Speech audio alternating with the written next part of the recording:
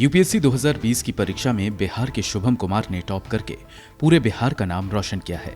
राज्य में शुभम 20 साल में ऐसे पहले उम्मीदवार हैं जिन्होंने परीक्षा में पहली रैंक हासिल की। यूपीएससी के रिजल्ट में बिहार का दबदबा पहले से रहा है और हर साल सैकड़ों युवा परीक्षा पास कर देश के अलग अलग शहरों में अपनी सेवा दे रहे हैं।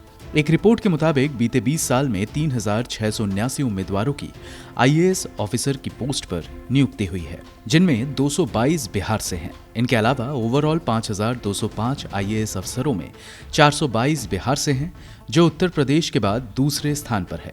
एक विश्लेषण में बताया गया है कि ओवरऑल आईएएस अफसरों में 771 उत्तर प्रदेश के हैं, जबकि राजस्थान के 388, तमिलनाडु के 378 और महाराष्ट्र के 344 उम्मीदवार हैं जो आईएएस की पोस्ट पर काम कर रहे हैं।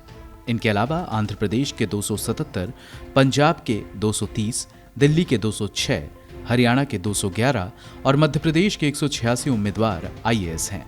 यूपीएससी में पास किए छात्रों की अब इंडियन एडमिनिस्ट्रेटिव सर्विस यानी आईएएस, इंडियन फॉरेन सर्विस यानी आईएफएस, इंडियन पुलिस सर्विस यानी आईपीएस और सेंट्रल सर्विसेज में ग्रुप ए और ग्रुप बी के पदों पर नियुक्ति होगी।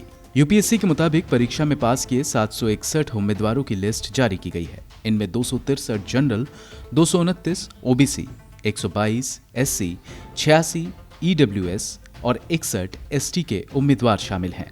इनके अलावा 150 ऐसे उम्मीदवार हैं जिनकी सिफारिश आरक्षण के आधार पर की गई है। इनमें 75 उम्मीदवार जनरल, 55 ओबीसी, 14 ईडब्ल्यूएस और 5 एससी और 1 एसटी के शामिल हैं। अगर पिछले 3 साल के आंकड़े देखें तो पता चलता है कि साल 2018 में 106 आरक्षित उम्मीदवारों के साथ पोस्टिंग के लिए 812 उम्मीदवारों के नाम की सिफारिश की गई थी।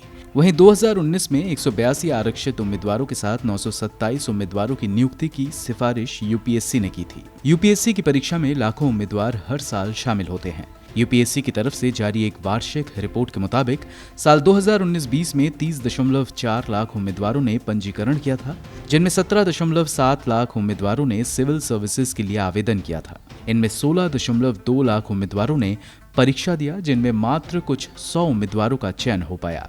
यह गौर करने वाली बात है कि सरकार प्रत्येक साल सिविल सर्विसेज की वैकेंसी को कम कर रही है। मसलन हालिया सालों में सिविल सर्विसेज की वैकेंसी 2009 के स्तर से भी कम है। साल 2009 में जहां वैकेंसी की संख्या 989 थी, वो 2018 में 812, 2019 में 927 और 2020 में फिर कम होकर 836 रह गई है।